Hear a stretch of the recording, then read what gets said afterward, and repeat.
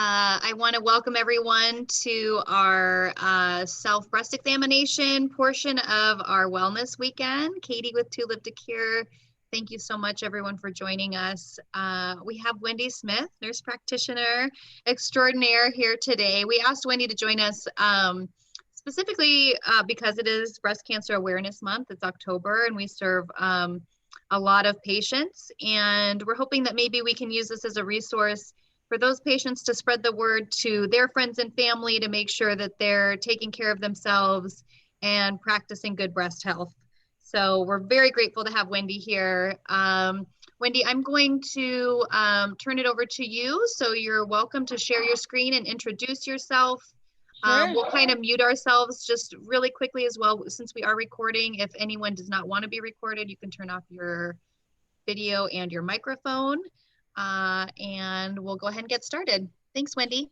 Yeah, thank you so much to your sister Kyla for inviting me to do this. I've got this sort of set up. There's about 20 slides I'd like to go through. We've got 30 minutes. And then we can have kind of a 10 minutes left over for question and answer. And I'm totally open to questions along the way or discussion as well. But if you guys are Zoom shy like I usually am, then don't feel like you need to be having an interactive conversation the whole time. I'm going to share my screen. Hopefully this works.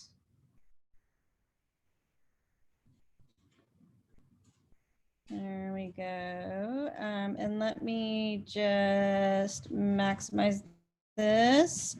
Okay, can you guys, is that working? Can you guys see my presentation? Katie? Let's see. We can see you and hear you. Yep, we can see your presentation. It looks great. Okay, great. So we'll just get started. Let's see. So my name's Wendy Smith. My background, I'm a nurse practitioner. I have 26 years of nursing experience. I've been a nurse practitioner for 18 years of the 26 years. And primarily that's been in, I'm a family nurse practitioner by background, but I have primarily women's health. I'm also interested in mental health. I love, love, love teaching. I am on staff with Gonzaga for their graduate program. I teach nurses how to become nurse practitioners, and I love serving the underserved community. I'm currently working at the Providence Charity Clinic in downtown Spokane, working with homeless and underserved population. So what I was asked to do is discuss self-breast examinations. I did a very up-to-date and recent literature review for this presentation. It's evidence-based research, latest guidelines. It reviews risks and benefits and discusses up-to-date recommendations. So one thing that you might not be expecting from our discussion is that self-breast examinations are actually no longer recommended, at least not for those who are of average risk for breast cancer or as a part of routine screening for average risk patients. Let me just pull this up here. I want to get, there we go. Anyway, hold on, sorry. And also no longer is the clinical breast exam recommended, which is sort of counterintuitive to the exam or the lecture that I was asked to be given today, as I was tasked with the project of discussing self-breast examinations. But when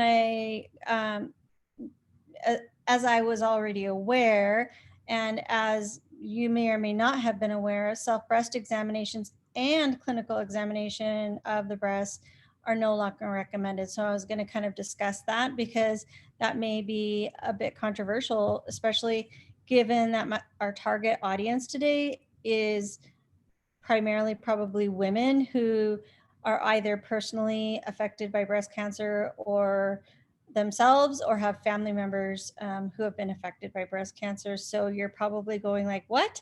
I was taught ever since I was 20 years old that I'm supposed to be doing monthly self-breast exams. So how could this be? With that being said, obviously some women feel that the self-breast exam improves their ability to find changes, and I totally agree. There are still schools of thought that are feeling that the self-breast exam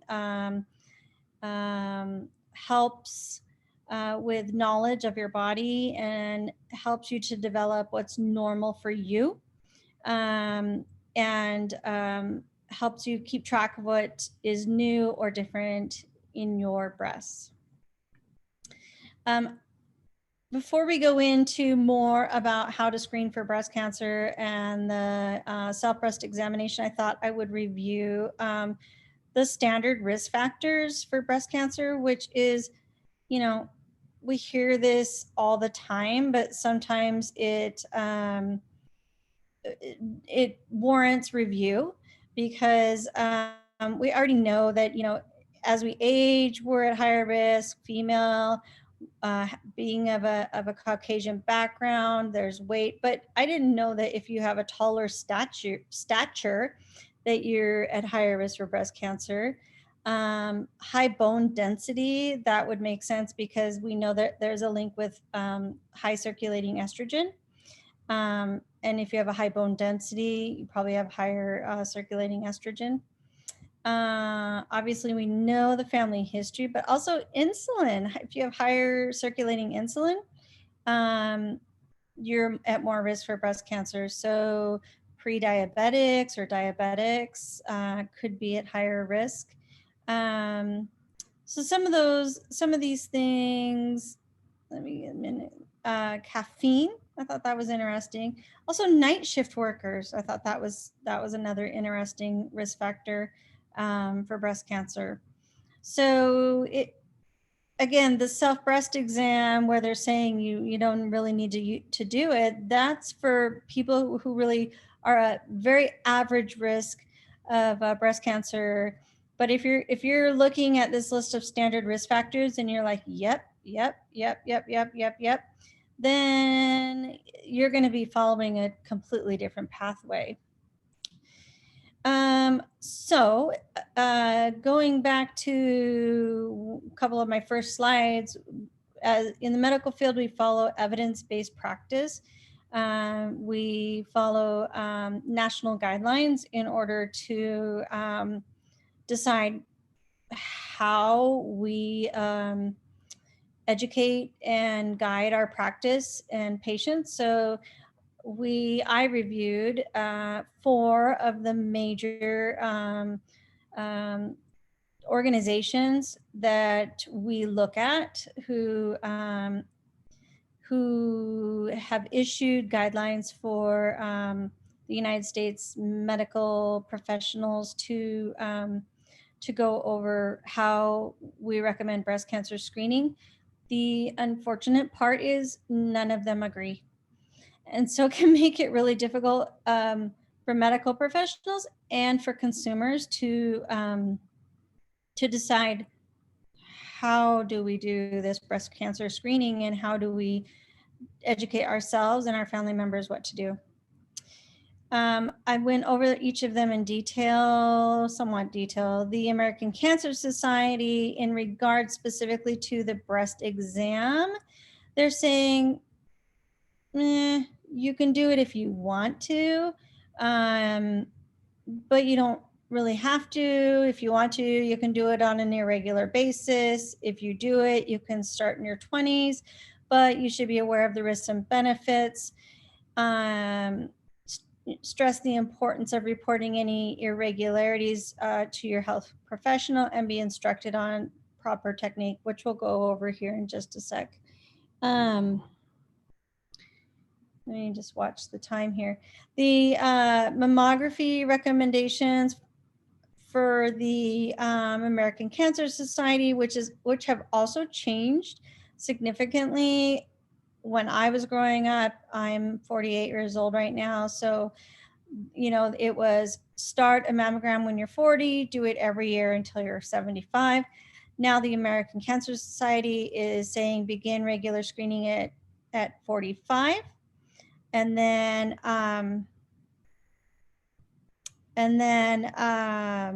from 45 to 54 should be annually, then every other year after 55, and so on. When we look at the United States Preventative Task Force recommendation, which is actually what we follow at Providence, where I'm employed, but no, that's not a hard and fast rule. It's just a recommendation that you follow the USP STF.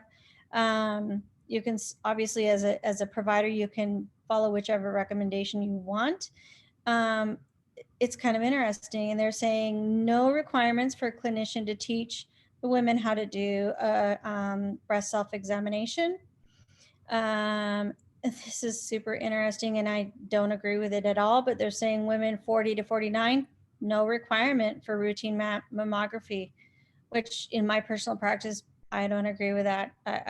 I mean, I think you're missing out on a lot of women for that age group. I think that's crazy, but this isn't about my opinion. This is about consensus opinions and science.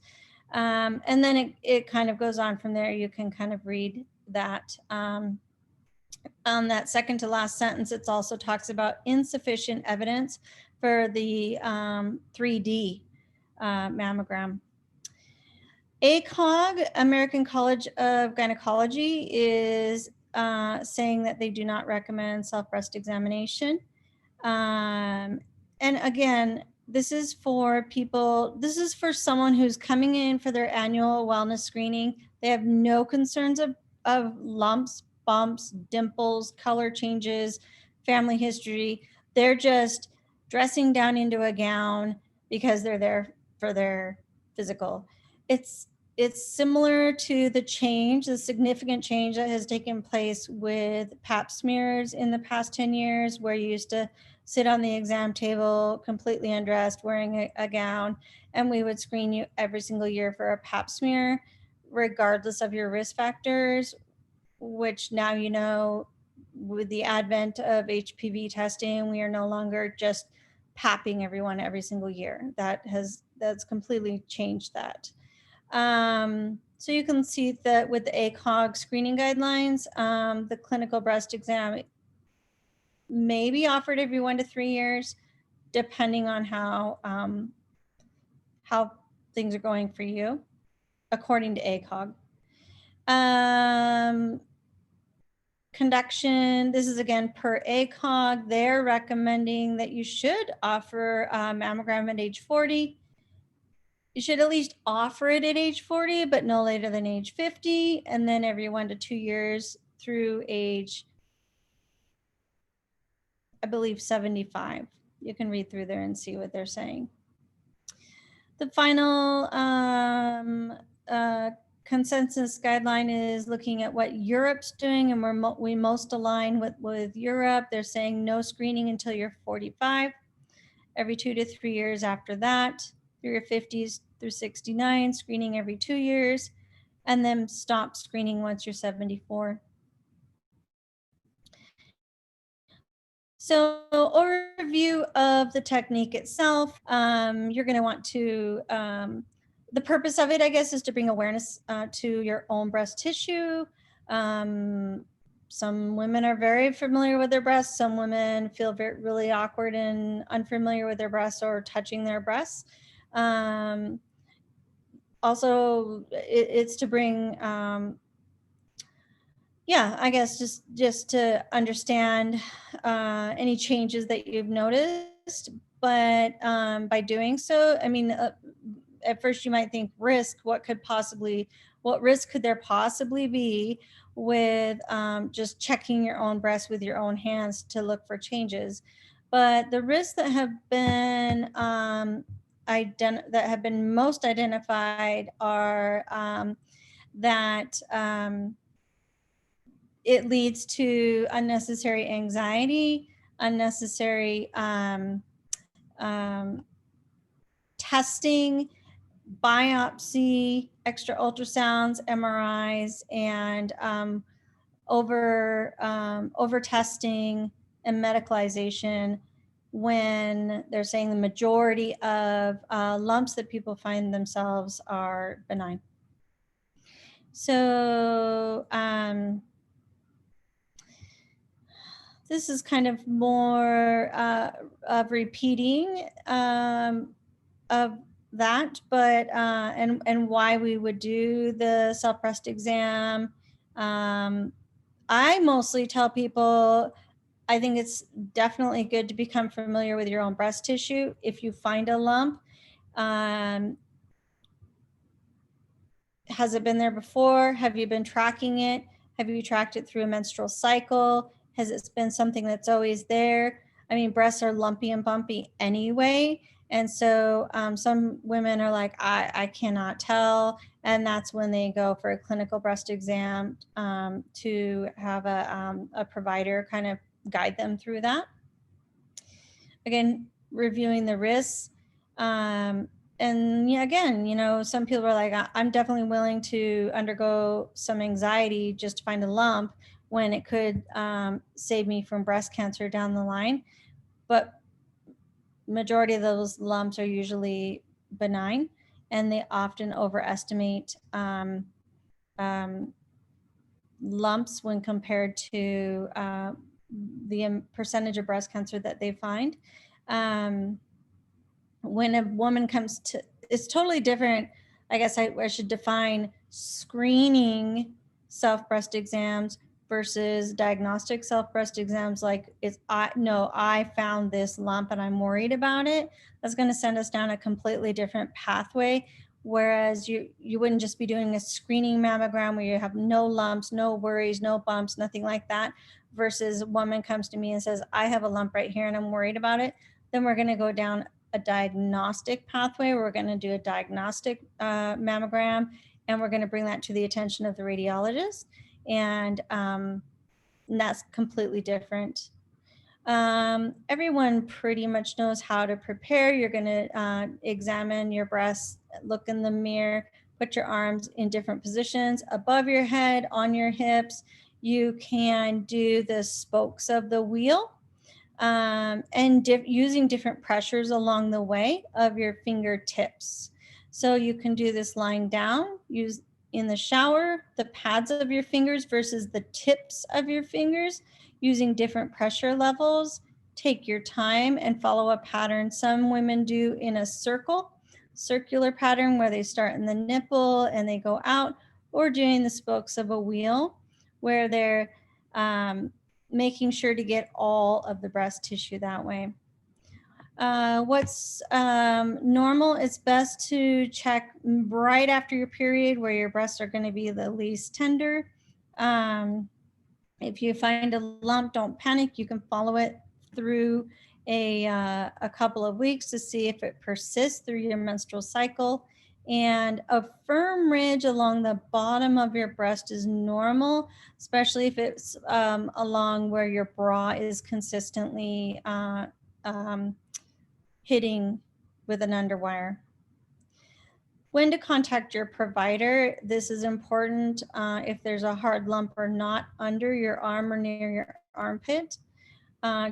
Changes in the way that your breast looks or feels, thickening prominence, dimples, puckers, bulges, or ridges, recent changes in your nipple, especially if a nipple becomes inverted instead of everted, warmness, warmth, swelling, or pain, especially if you are not breastfeeding, that's not normal, itching, scales, sores, or something that resembles a rash, not normal, and obviously bloody discharge, not normal. So in summary, pretty much the consensus is that a clinical and self-screening self-breast exam is not recommended. I don't really think it hurts, but I'm giving you what the latest guidelines are. The benefits of doing it are finding out what's normal for you. I think it's good for everyone to have a baseline of understanding that.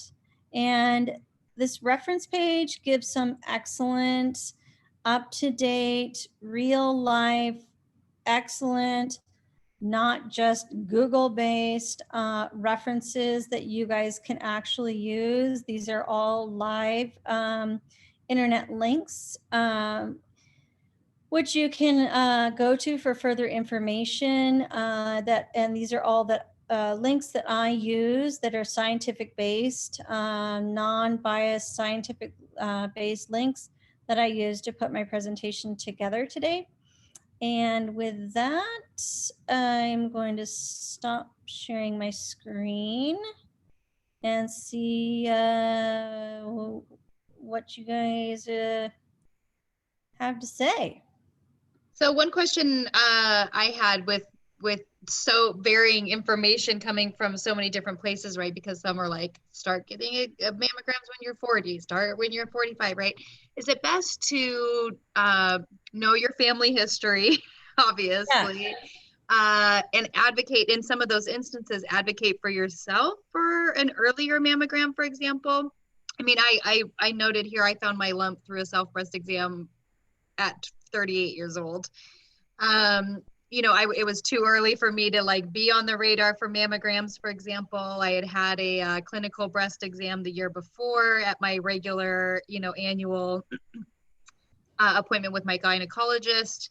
And so I just maybe speak on that a little bit about maybe what's the best way to advocate for if you do have a history or a higher risk maybe of breast cancer, or if you found if that's a struggle for people to get mammograms earlier.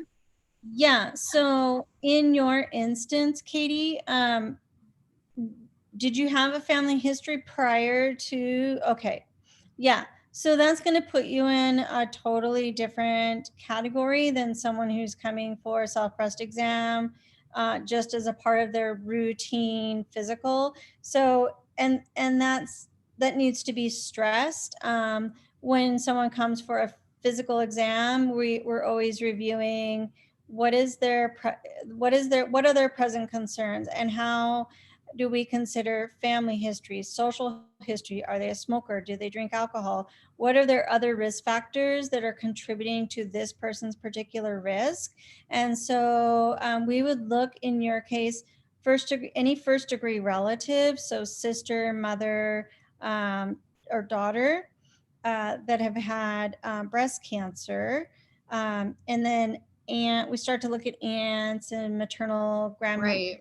Do. Because I have other sisters, right? And so for me, I consider them all high risk because yeah, right. They would be now, but when you got it, I don't know if you had, yes. We did have a long history, yeah.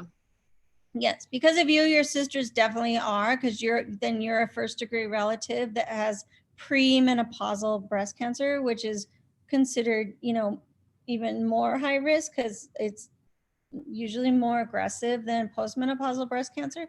In general, I don't know your particular case, but so to answer your question, you would usually start mammogram and breast cancer screening about 10 years prior to when your first degree relative was discovered to have breast cancer. Got it. We So have a yeah, question. so that was Sorry. appropriate. Yeah. Okay. Great. I'm always worried about my sisters. I want to keep all my beautiful sisters here a long time. So. Yes. So they should all be getting screened. Yes. Okay. So we have a question from Megan. She says, after a double mastectomy with no reconstruction, what do you recommend for screening for reoccurrence? right? Because it wouldn't be, is that a mammogram? Like, what's the sort of protocol for that? So again, that, it's difficult when you do not have all of the uh, um, agencies who study these agreeing. So I would follow the recommendations of your personal oncologist.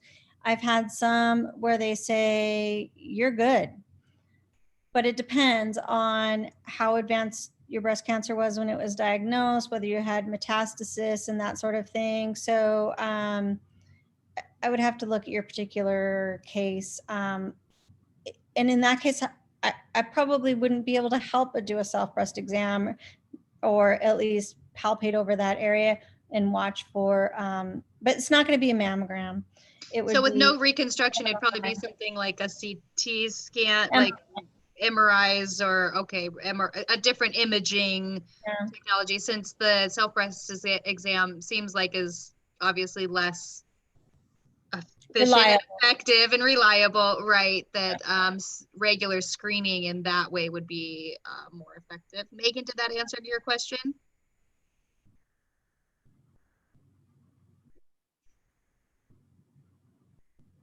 I don't see a yes or no, but I'll assume that yes. Yes. I mean, after a double mastectomy, it's hard. You're going to have scar tissue. You're going to have lumps and bumps along the incision line.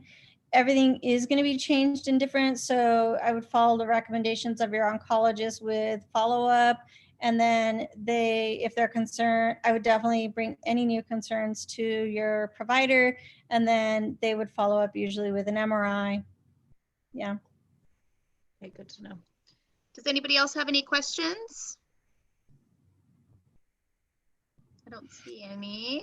So yeah, I would just emphasize that with, especially, I mean, with you or with any of the other people who are watching, if you have, a family history of a personal or family history of breast cancer, it's completely understandable and reasonable.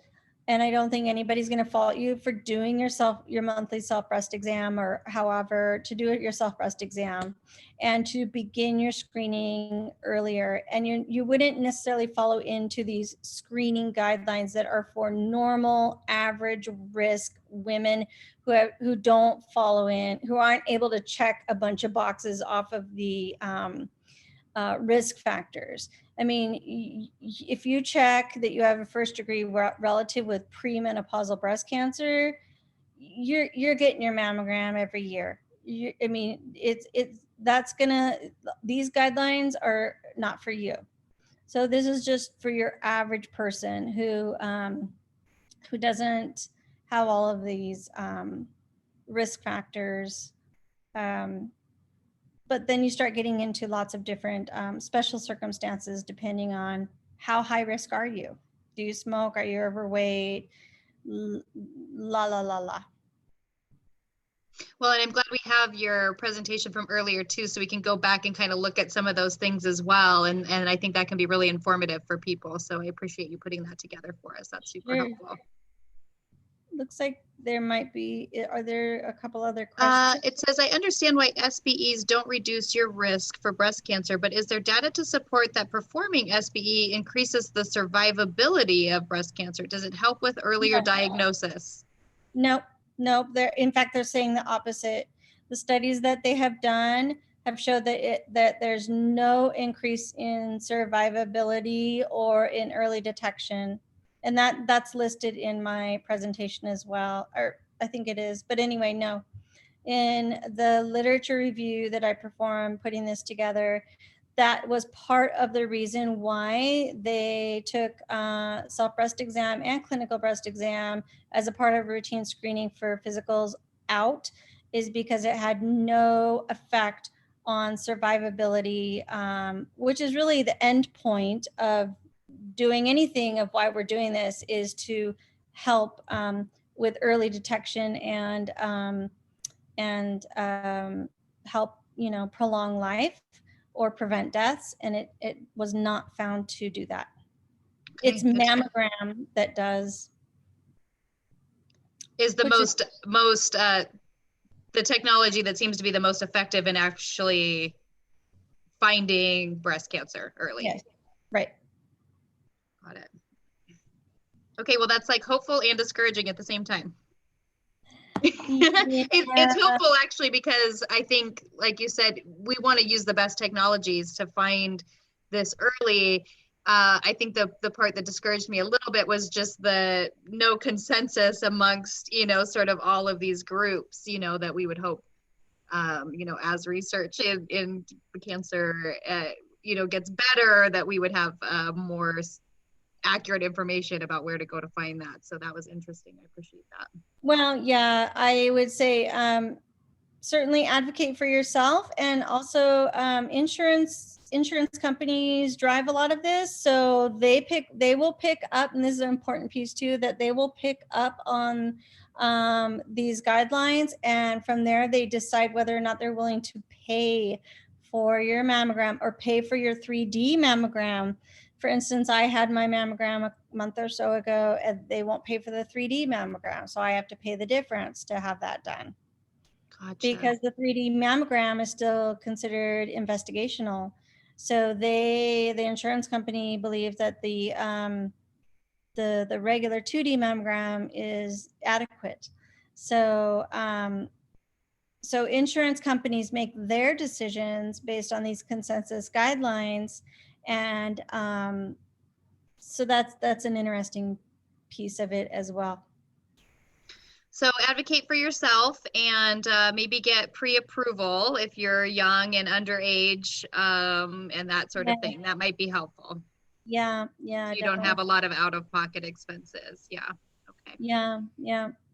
Awesome, Wendy. Thank you so much. I don't see any other questions, so I think we're getting ready to start our last class, our last session for the day. So I want to thank you everyone for joining us for this session. I hope it was informative. It certainly was for me, so I'm really grateful for that. And we will be doing a nature-based mindfulness class at 4:45. So anyone who wants to join, we hope you join us for that. And Wendy, enjoy the rest of your evening. Thank you so much. Thank you so much.